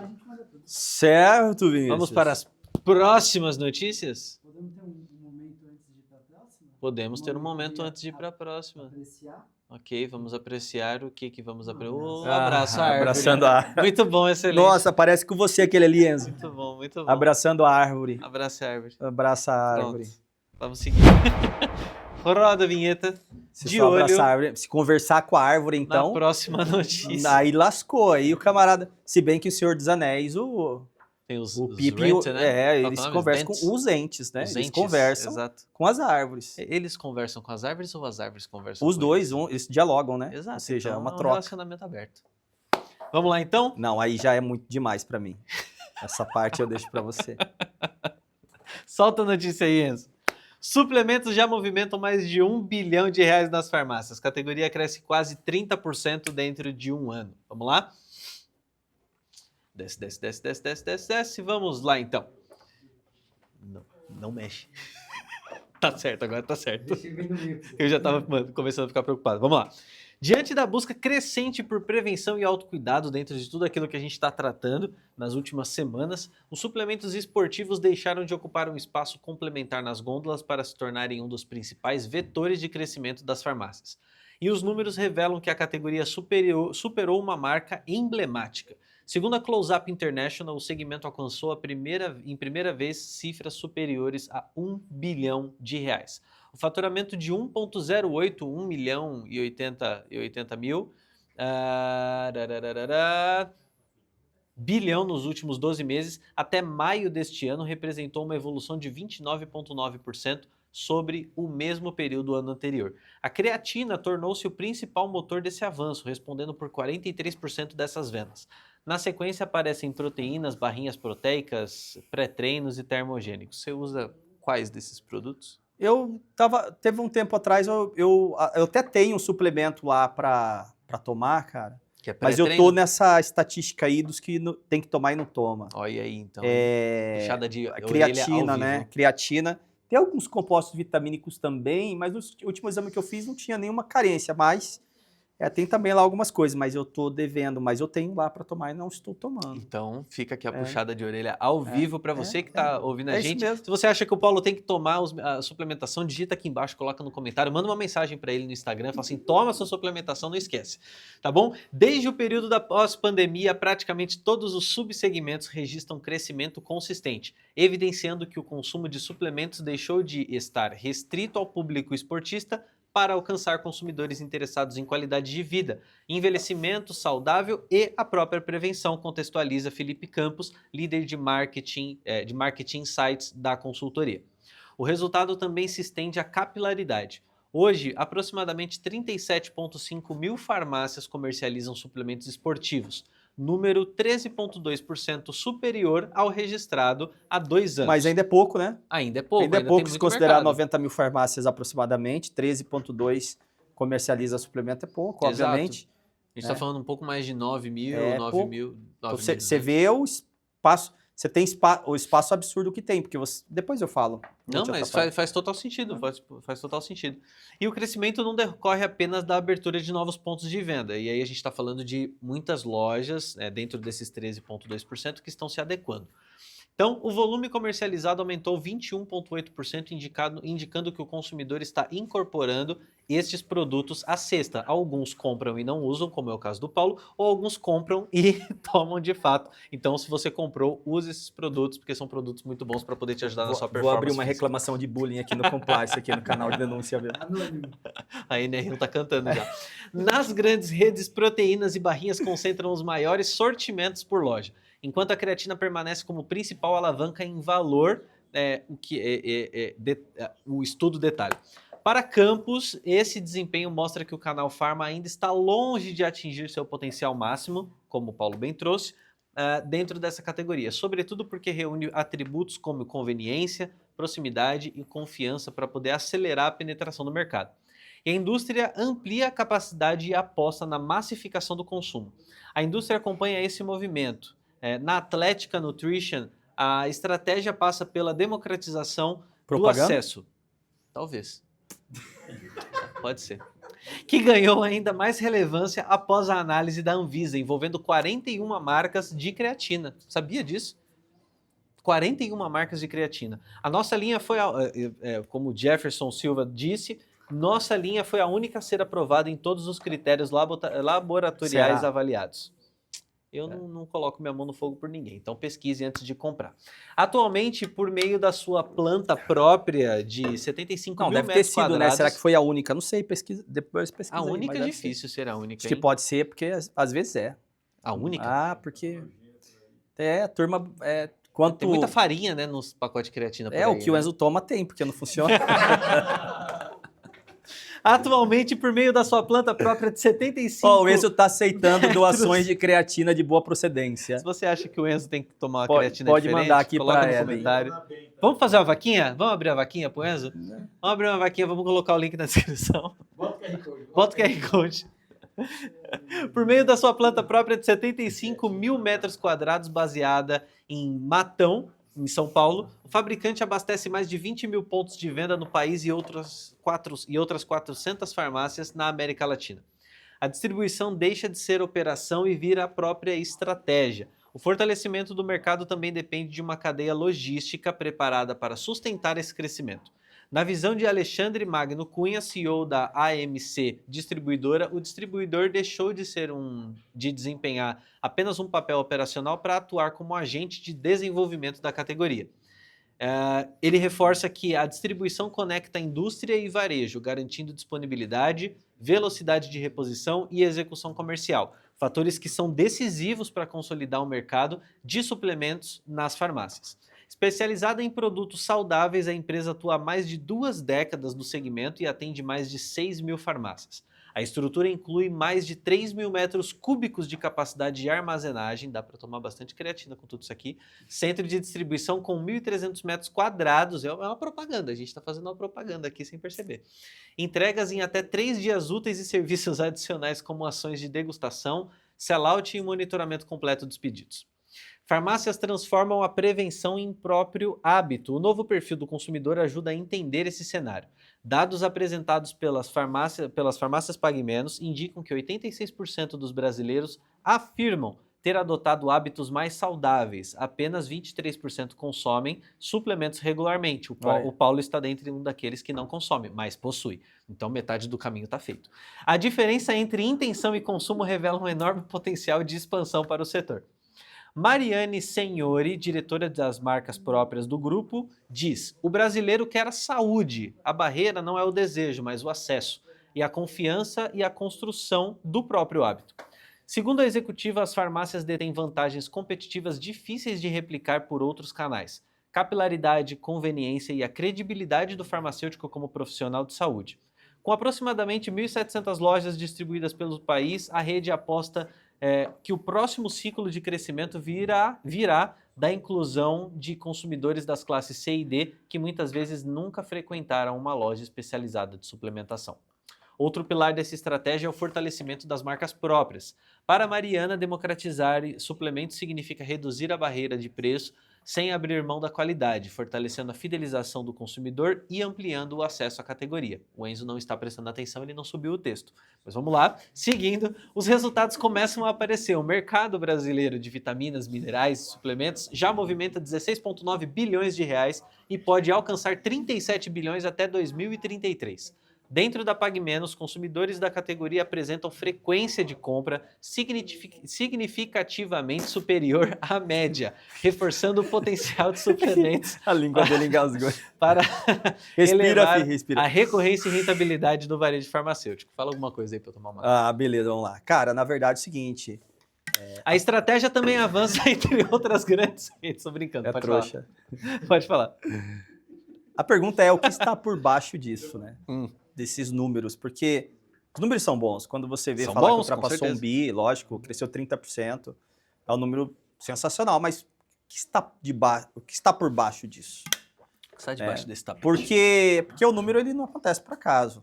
Ele é uma resposta, né? Ele evidencia algo, e nesse caso, para mim, é muito claro que é uma resposta do mercado a, mais uma vez, o que a gente está falando é uma mudança muito profunda do comportamento do consumidor, que já vem acontecendo há algum tempo e só se acelerou, Exato. né? O brasileiro mudou. Não só o brasileiro. Acho que todo mundo no mundo inteiro mudou, né? A mentalidade A mudou. mentalidade mudou, a visão de mundo mudou, relação com o trabalho mudou, contexto mudou, tudo mudou. É por isso que a gente fala de mundo VUCA, depois inventaram o mundo BANI, né, que é tudo muito complexo, ambíguo, enfim, instável, acelerado, tudo muda muito rapidamente. As pessoas não querem mais só tratar a doença, né? As pessoas elas querem preservar o que ela já tem, ela já tem uma vida. Uma qualidade. Ela já tem um estilo de vida, ela já tem um elemento cultural, ela quer preservar isso, né? Elas querem mais energia para poder usufruir da vida, querem mais disposição, mais qualidade de vida por mais tempo. E esse movimento ele não aconteceu ontem, ele já vem acontecendo há algum tempo, mas agora ele está de fato aparecendo nos números de forma mais inequívoca. Até porque com a própria GLP-1, com todas essas mudanças, isso se acentuou ainda mais, né? A gente estava falando aquele dia da matéria da Hyrox, né? Da Hyrox. Você foi lá na Hyrox, aqui em São Paulo, né?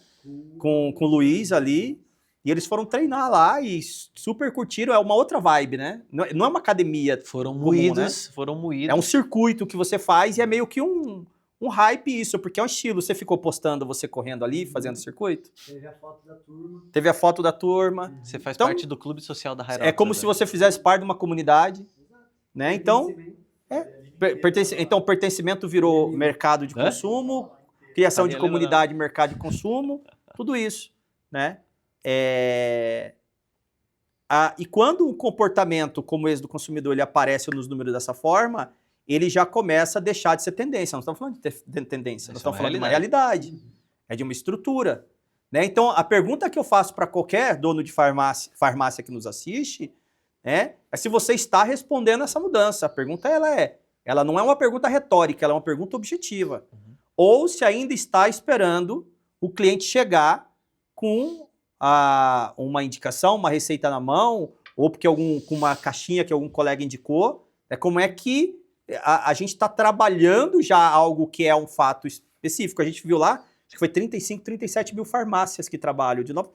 Então, você vê que tem uma grande quantidade de farmácias que nem o segmento não trabalha, e eventualmente quem trabalha, né, está trabalhando errado. E eu gosto muito de ler contexto e de conectar o contexto com as necessidades estratégicas do dia a dia. E o contexto aqui é muito claro, 86% dos brasileiros dizem ter adotado hábitos mais saudáveis, ponto. Exato. Eu tenho uma dúvida. Ponto. Você acha que esses novos produtos, que nem a Heinz lançou ketchup zero, a própria cerveja aí tá diminuindo caloria, Sim. glúten, essas Sim. coisas, eles são de fato saudáveis ou é mais por estética, você acha? Tipo, Não. por exemplo, uma Coca Zero, como que Só mantém repete a um... pergunta, para o pessoal saber. repete a Tá, pergunta. o pessoal tá pedindo pro Marcos, para eu repetir a pergunta, o Marcos aproveitou porque ele ficou interessado aqui, e ele perguntou o seguinte, ele perguntou se esses novos produtos que estão saindo, Coca Zero, toda uma série de produtos, se eles são de fato saudáveis ou não são. Eu não sou nutricionista, né, Marcos? Para começar, não é a minha praia, mas assim... Mas o que você acha? Não, eu vou falar o que eu acho, irmão, só tô deixando claro que eu não sou Qual a sua nutricionista. literatura sobre isso? Não, eu só tô deixando claro que eu não sou nutricionista, mas assim, é óbvio que ela subtrai alguns, se você pegar, por exemplo, uma Coca-Cola, aí tem muita discussão sobre a questão do sódio, né? Eu não sou nenhum perito para dizer isso, mas eu entendo que você consumir uma Coca-Cola com alto teor de açúcar é muito pior do que você consumir a zero. Ponto. É óbvio que entre você consumir alimentos, e isso é fato, processados e alimentos naturais, é muito melhor você comer alimentos naturais. Sem a gente dúvida. está falando de produtos processados, alimentos que são produzidos. Mas ainda é muito melhor consumir os alimentos que são feitos sob essa prerrogativa e que de fato eliminam determinado tipo de produtos que são conhecidamente danosos, do que se alimentar totalmente errado. Então eu acho que sim, eu mesmo, sempre que posso, eu não tomo, por exemplo, você citou o exemplo da Coca Zero ou qualquer produto zero, eu não tomo mais praticamente refrigerante com açúcar há muito tempo, virou um hábito, entendeu? Virou um hábito. Até o ketchup zero, minha mãe comprou agora da Heinz, que lançou o novo.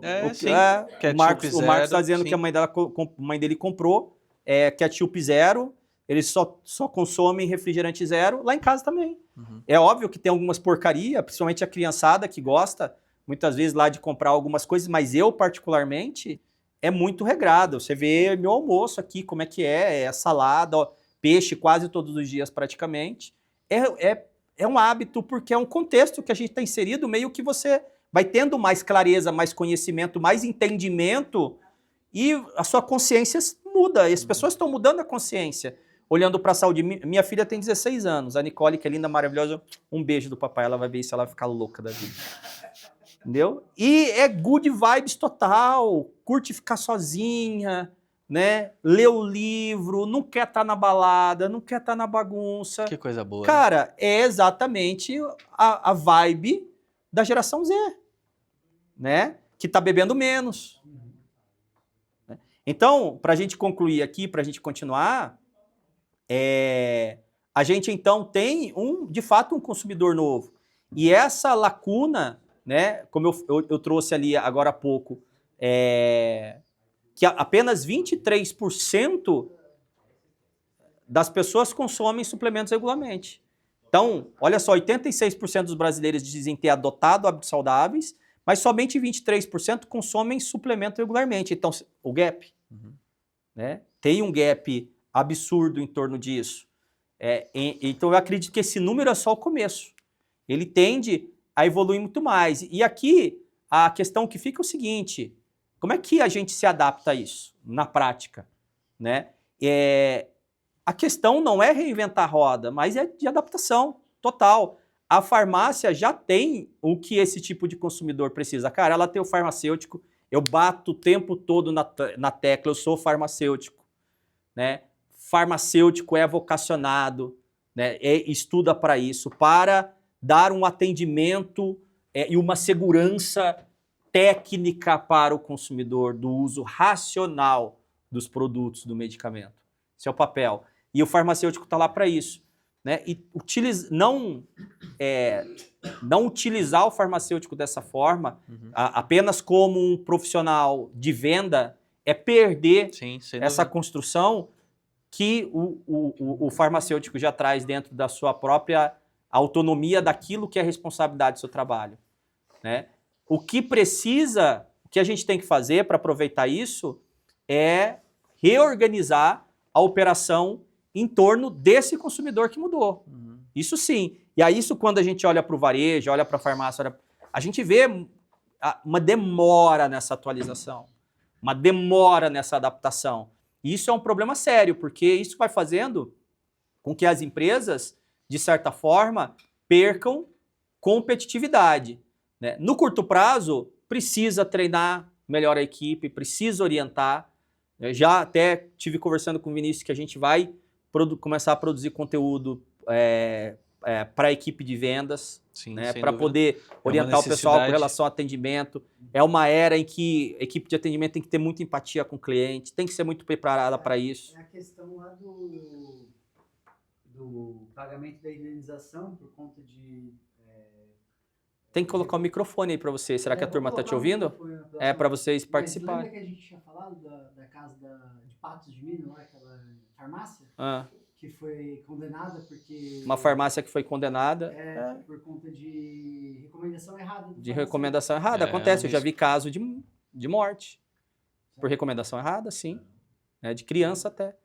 Né? Então, assim, que saiu em notícias. Agora, essa capacitação é importante, mas é uma capacitação porque, além da responsabilidade que você trouxe, mas é saber explicar sobre os suplementos para o cliente, porque o cliente, muitas vezes, não tem acesso às orientações adequadas.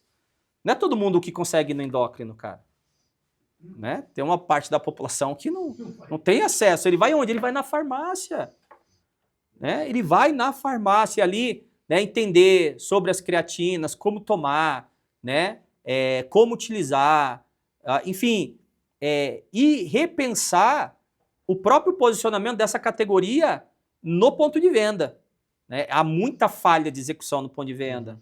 Né? Muitas vezes os produtos não são colocados corretamente na gôndola, não tem o mix adequado, o sortimento dentro da demanda que existe naquela região.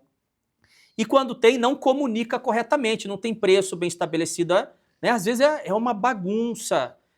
E tudo isso é importante para sinalizar ao cliente que aquele espaço, o cliente tem que chegar a entender que ali tem um espaço de saúde preventiva, sem que ninguém tenha que falar nada para ele. Né? A farmácia tem que se auto-sinalizar. Quando o cliente navega bem dentro, quer dizer que a execução do ponto de venda está precisa. Né? Ela está precisa. Ela está bem feita. Isso já é meio caminho andado. Às vezes, tem muita gente que fica preocupada em fazer promoção para atrair cliente porque esses fundamentos inexistem. Né? Esses fundamentos inexistem. No longo prazo, obviamente, construir um relacionamento com esse consumidor que vai durar muito além da primeira compra.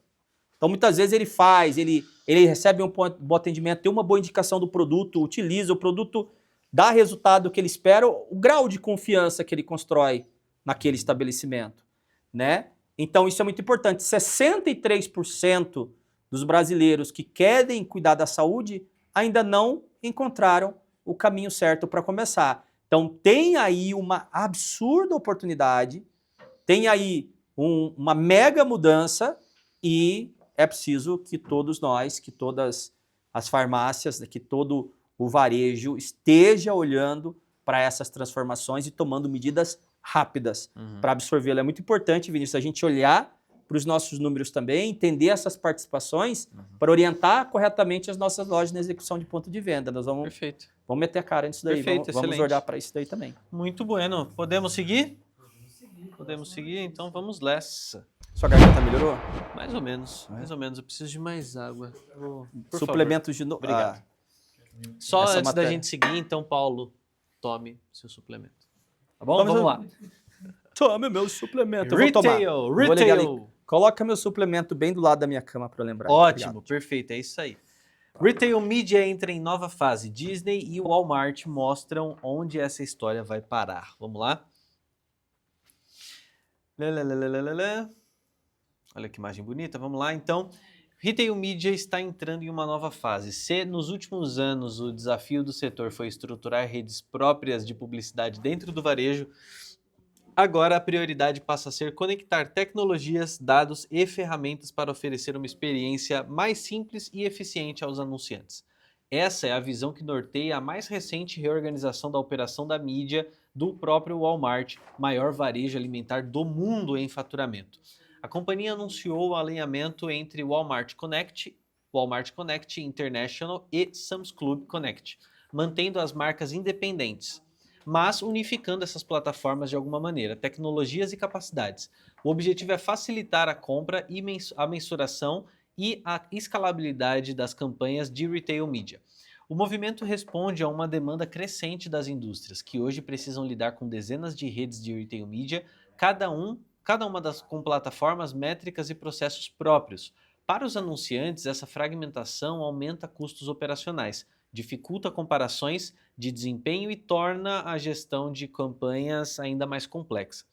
Dentro dessa estratégia, o Sam's Club dos Estados Unidos ocupa um papel particular por operar com um modelo baseado em associados.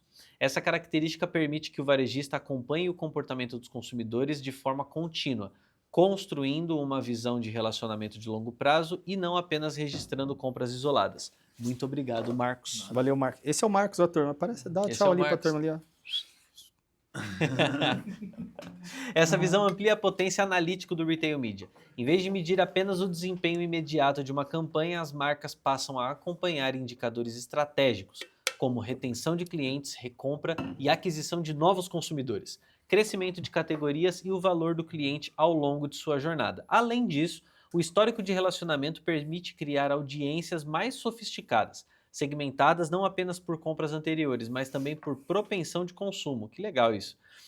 Estágio de ciclo de vida, nível de fidelidade e potencial futuro de cada consumidor.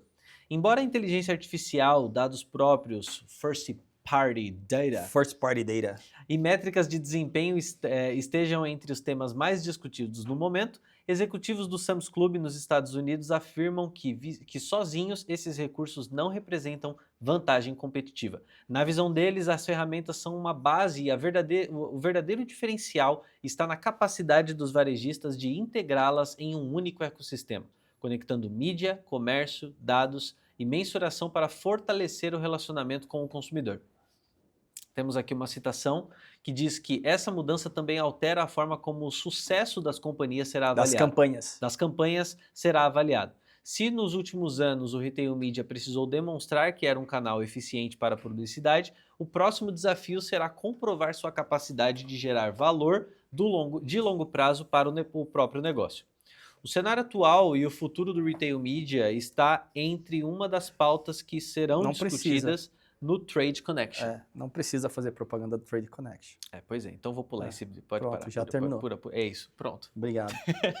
Se o Trade Connection quiser eu acho que pagar royalties. é legal. Eu pedi essa matéria, na verdade, é de 2024, mas ela é muito elucidativa no caso dessa matéria, que é mais recente, que você leu, que ela fala Disney Advertising e Walmart se unem para levar a atribuição de circuito fechado a anunciantes de streaming. Então, a Disney Advertising e o Walmart Connect firmaram um acordo para integrar as soluções de audiência e mensuração líderes do setor da varejista ao inventário de streaming endereçável da Disney. Essa colaboração permitirá uma segmentação de público aprimorada e a mensuração baseada em resultados para campanhas de marcas em todo o portfólio de streaming da Disney, incluindo o Hulu e a Disney. Pode tirar, Disney Plus, pode tirar aí. Enzo, eu vou comentar isso aí, vou explicar para não ficar muito complexo. Na verdade, essa matéria ela é um pouco complexa, de fato. Mas eu vou tentar comentar ela de uma perspectiva o mais didático possível, né? Como você bem sabe. Então, eu acho que o primeiro ponto que a gente tem que levar em consideração é o seguinte, o que é retail media, né? Porque o conceito de retail media é importante de se conhecer, porque é uma coisa razoavelmente, não é, mas razoavelmente nova no Brasil, né? E quando a gente fala de varejo independente, às vezes muita gente nunca nem ouviu falar, ou se ouviu falar, não se atentou de fato ao que isso representa. Então, durante décadas, a publicidade do varejo funcionou mais ou menos assim, né? A indústria pagava para colocar o produto dela em destaque numa gôndola, numa ponta de gôndola, num cestão, enfim, numa gôndola adicional, né? A indústria financiava o encarte para colocar o produto dela no encarte, bancava promotor de vendas no varejo, né? E isso tem um nome, é o trade marketing. O trade marketing opera exatamente mais ou menos dessa forma. O que o trade marketing quer fazer?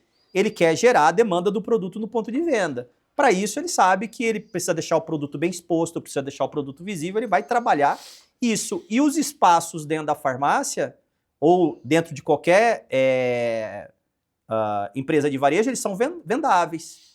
Né? Então, o varejista vendia espaço para a indústria. Uhum.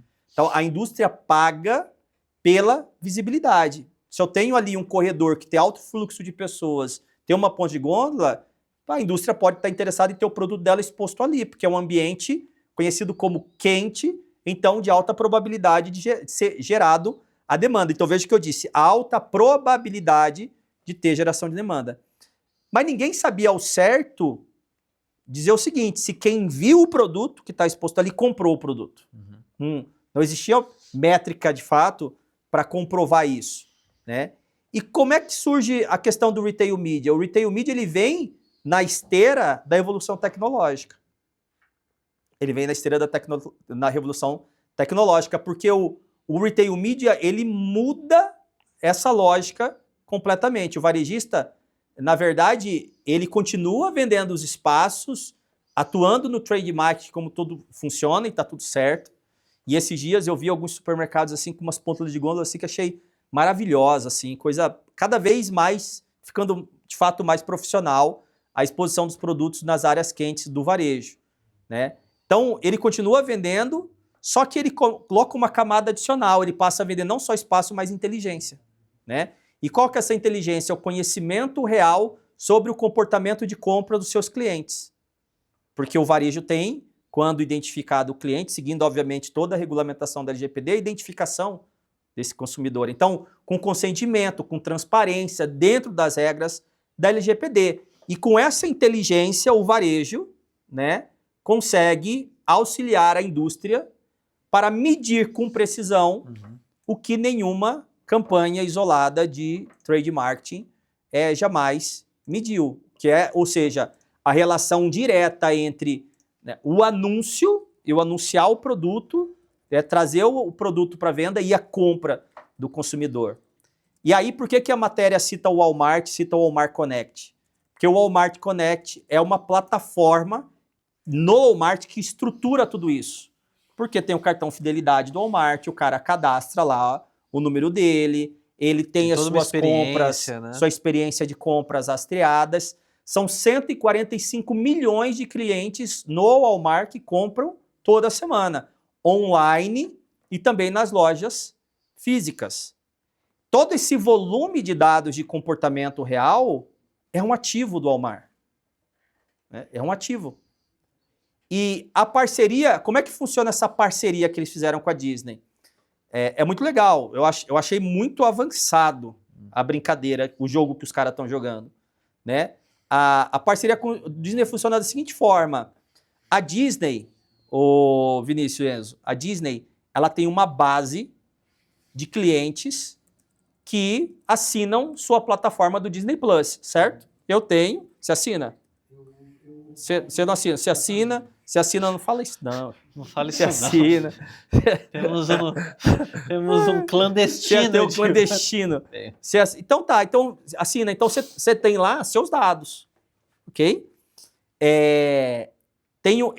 Os dados de outra pessoa.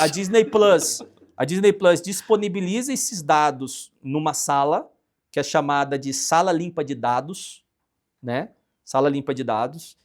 Disponibiliza os seus dados numa sala anonimizado, somente no lugar do nome do cliente, o número de identificação da Disney. O Walmart vem com os dados dele nessa mesma sala e coloca os mesmos clientes anonimizados, somente com o número de identificação dos clientes do Walmart. Aí o algoritmo vai rodar e vai dizer o seguinte, X IDs da Disney Plus, de perfis da Disney Plus, consomem produtos infantis no Walmart. X IDs, não identificou o cliente. X IDs. Uhum. E aí o que vai acontecer?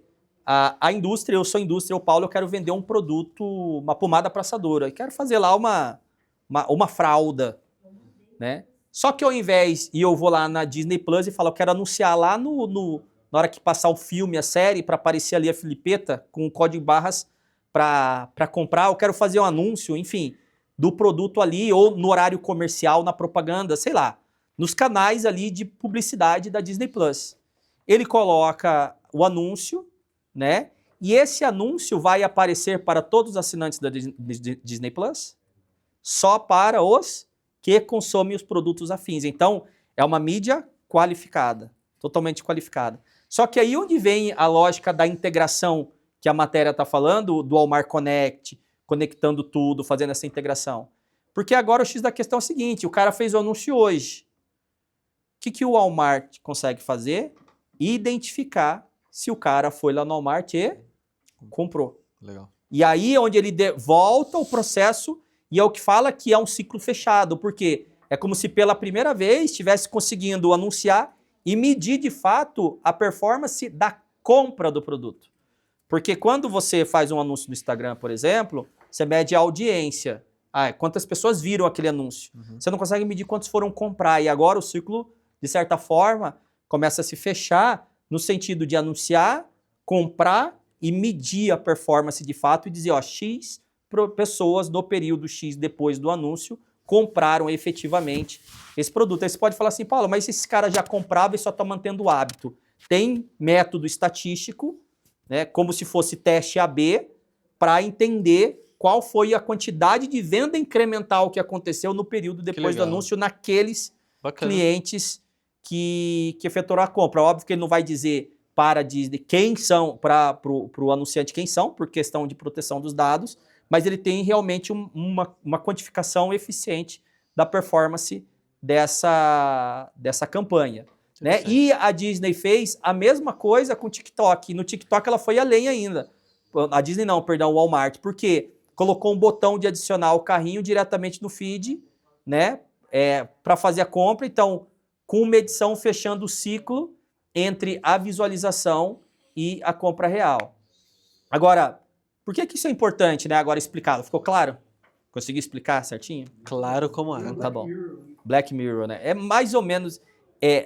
No Brasil, a gente tem as grandes redes farmacêuticas que já estão caminhando nessa direção. Por exemplo, a RD tem um programa robusto, né, embora bastante polêmico, com multas, uma série de coisas, né, mas tem o seu programa de fidelidade, outras redes têm seu programa de fidelidades, e que não são só estratégia de retenção, já estão olhando, de fato, para esse caminho. É óbvio que o segmento de saúde tem mais cuidado que tem que ter com dado, né? Tem que respeitar bem a LGPD, o que ela diz sobre isso, né? E de certa forma, todo mundo está construindo sua infraestrutura de dados. Quando o retail media se consolidar no Brasil, e é uma tendência que ele se consolide, quem tiver essa estrutura validada, bem estruturada, vai conseguir acompanhar e surfar um pouco essa onda do retail media, porque é um recurso novo que existe na indústria para esse canal de divulgação que hoje pouca gente de fato que consegue acessar, né? Quando a gente fala de varejo independente, por exemplo, seja ele organizado em agrupamentos, associações ou não, eu posso afirmar com muita clareza que está muito distante disso, né? Algumas já têm, óbvio, um início de cadastramento de cliente, mas muito distante no sentido de criar uma estrutura na direção realmente do que efetivamente é necessário para se construir uma frente de retail media. E o problema não é só de cunho tecnológico, mas é principalmente cultural e estrutural. Muitas operações ainda não fizeram o básico. Um cadastro do cliente, registro consistente e mapeamento, identificação do perfil de comportamento de compra, política clara de consentimento alinhada de fato, com o aceite da LGPD. E sem esse básico, não tem um avançado. Porque isso é o básico. É bem básico. Né? E aqui é uma questão que, de fato, me provoca bastante inquietação com relação a esse tema, porque não é a questão da distância em si, mas é, muitas vezes, a sonolência, né? Sonolência do varejo independente, do médio, que muitas vezes, é óbvio, está lidando com tantos outros perrengues, tantos outros problemas, que não está lendo de fato o que está acontecendo no contexto mercadológico, não está sentindo o senso de urgência de construir um planejamento, pelo menos para criar a infraestrutura básica para abarcar isso no futuro, e que acha que ainda tem tempo. E esse varejo, de fato, está deixando a janela fechar e muitas vezes sem perceber. Eu não estou dizendo aqui que o varejo independente precisa fazer o que o Walmart fez. Eu estou dizendo que ele precisa fazer o básico que o Walmart faz há anos para chegar onde o Walmart está agora. né? Então, não é uma construção da noite para o dia, mas é uma construção que precisa ser iniciada. Conhecer o cliente, registrar o comportamento de compra com consistência, construir esse relacionamento com transparência, dentro da lei, seguindo a LGPD, porque respeitando os dados de saúde, que são dados sensíveis, mas respeitando tudo isso, fazer o dever de casa como deve ser feito. Esse básico não exige tecnologia avançada ainda. Exato. Ele exige uma tomada de decisão, uma decisão de seguir por esse caminho. Exige trabalhar com a orientação da equipe sobre a importância de cadastrar o cliente, né, de olhar esse cliente como ativo estratégico, não só como porque é obrigatório fazer, tem que entender a importância disso para o futuro do Sim, negócio. tem que fazer sentido. Né? E exige a consciência de que quem construir essa base agora, quando ainda é cedo, vai provavelmente estar num lugar muito diferente de quem é acordar tarde. Lógico que a farmácia independente sozinha é mais difícil de fazer isso, mas fazendo parte de grupos e o grupo direcionado para isso de maneira estratégica, estruturando-se como deveria fazer isso, pode representar essa transformação. Aqui na Eden, nós desenvolvemos nosso próprio programa de vantagens, né? Então, o cliente das nossas farmácias tem acesso, obviamente, a benefícios exclusivos e, de certa forma, né, a gente já vai construindo esse ativo tecnológico, esse ativo que é muito importante. O varejo avança rápido, né? E o que me preocupa, na verdade, não é a velocidade da inovação, mas é essa lentidão de inovar, né? Dado com consentimento, construído, volto a dizer, com responsabilidade, Sim. né? Seguindo as normas da Lei Geral de Proteção de Dados, é a base de qualquer estratégia de relacionamento com o consumidor que vai durar daqui para frente. Quem não começar isso quanto antes vai ter que correr muito mais amanhã. Na verdade, já está atrasado hoje. Já está atrasado. E o terreno perdido no relacionamento com o cliente é mais difícil da gente recuperar. Impecável. As always. Muito obrigado. The last one. The last one. Let's move forward. Vamos lá então para a última notícia para a gente poder encerrar, que eu nem sei com quantas horas a gente já deve estar com essa gravação. Quanto tempo Você é tá isso? com... Uma hora e 42? Você tá com pressa? Nem um pouco. É só pra gente petrificar. Você tá Nem com um pressa? café. Semana passada teve o Insiders, foi Tá com 20 pressa. minutos. Falar de mercado não é coisa... Não é complexo. O Não negócio é... leva tempo. Como é que é? Miojo. Ficar pronto em 3 minutos. Fazer o dever de casa dá trabalho. Dá. Nestlé reformula produtos para o paladar de quem usa canetas emagrecedoras. Vamos falar um pouquinho mais sobre esse assunto, que acho que a gente falou pouco já até agora. Vamos lá. Desce um pouquinho, por gentileza. Vamos lá, então. A Nestlé está ajustando as receitas de parte do seu portfólio para entender e atender as mudanças no paladar provocadas pelos medicamentos da classe GLP-1. As famosas canetas utilizadas no tratamento de obesidade e do diabetes. Uma das estratégias aplicadas são testes com consumidores, usuários de GLP-1, para avaliar como a percepção dos sabores é alterada. A partir desses estudos, os chefes da empresa estão desenvolvendo novas combinações de ingredientes, ajustando a intensidade dos sabores, com a possibilidade de incorporar especiarias e pimenta às receitas. Que legal isso aqui. As mudanças são respaldadas por evidências científicas, então não estamos trabalhando com achismos aqui. Um estudo publicado em 2025 na revista Physiology and Behavior apontou que o uso de medicamentos de GLP-1 reduz a percepção dos 5 sabores básicos: doce, salgado, azedo, amargo e umami. O que é umami? Começamos aqui, se você está ouvindo a gente... Vamos pesquisar. Eu vou ver. Ao vivo e a cores. Vê aí, vê aí, porque depois você coloca lá. Não, peraí. Umami, o que é umami? É o 5º gosto básico do paladar humano, junto com doce, salgado, ácido e amargo. De origem japonesa, significa saboroso. Pô, porque não era melhor colocar saboroso? Mas umami, o que é umami, cara? Umami. E é caracterizado por promover salivação e prolongar o sabor na boca. Ou Bom, seja, se ele também coisa não coloca, boa. a gente jamais teria descoberto essa nova palavra, né? É umami. É um novo vocabulário, enriquecendo o vocabulário. Adicionei Nossa, esse no essa vocabulário. comida é umami. Saborosa. Umami. Estou sentindo algo umami. Nossa, umami. Aí me quebrou. Umami. Eu umamo. Eu e Mami. Do Mames. A companhia também considera o aspecto comportamental Que desse público. isso, Vinícius. Como parte Ai, dos consumidores cara. não deseja Meu Deus, o que tá virando esse ser negócio? identificado pelo tratamento, a estratégia tem sido adaptada. Quando eu falei produtos. que era pro negócio ser leve, né? Pra ser bagunçado assim. Não, pior que Tô nem foi na brincando, tá intenção. legal. Vai lá, Nem vai. foi na intenção. Continua. A estratégia tem sido adaptar produtos de forma discreta, diferente do que eu acabei de fazer, com rótulos nutricionais mais claros e revisão dos tamanhos das porções, especialmente nas categorias de snacks.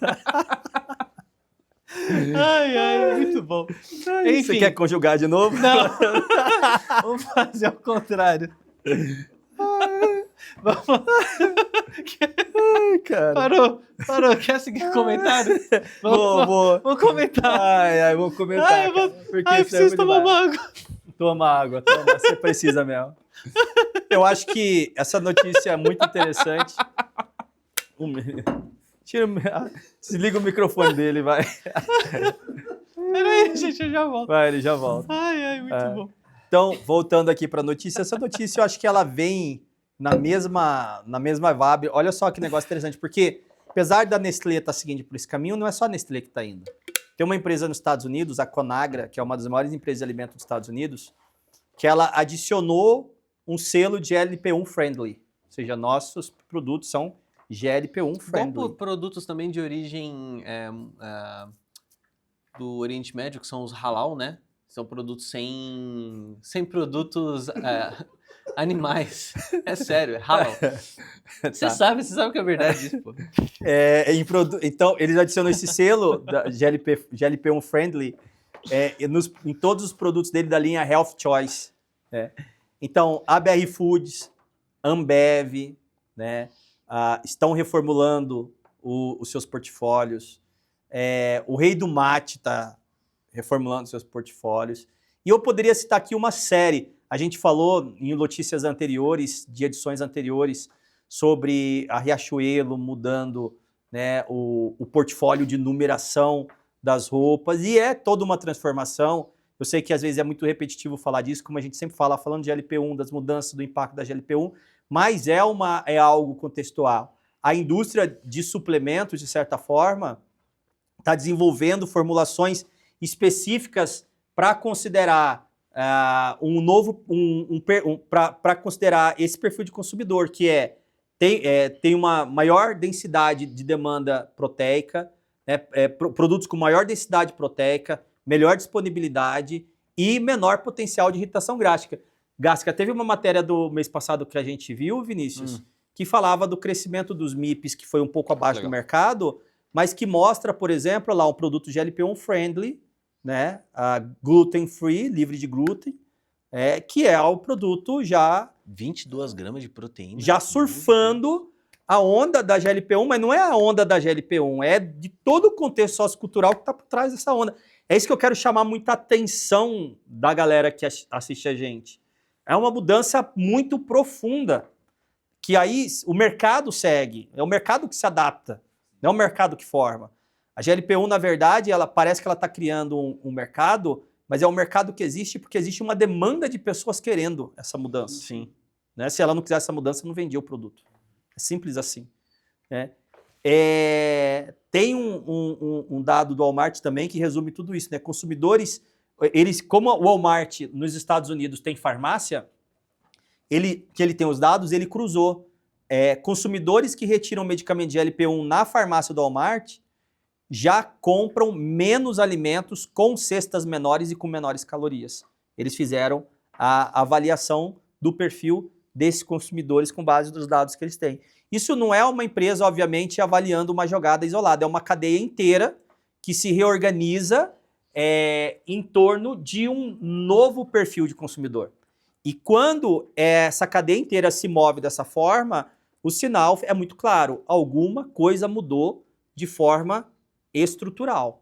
Na estrutura do mercado, algo está mudando de fato e a gente precisa estar muito atento a essas transformações.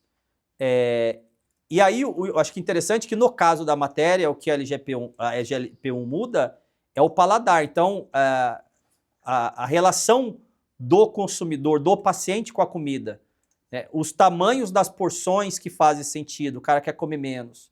Né? O que o corpo absorve melhor, o que o consumidor passa a buscar.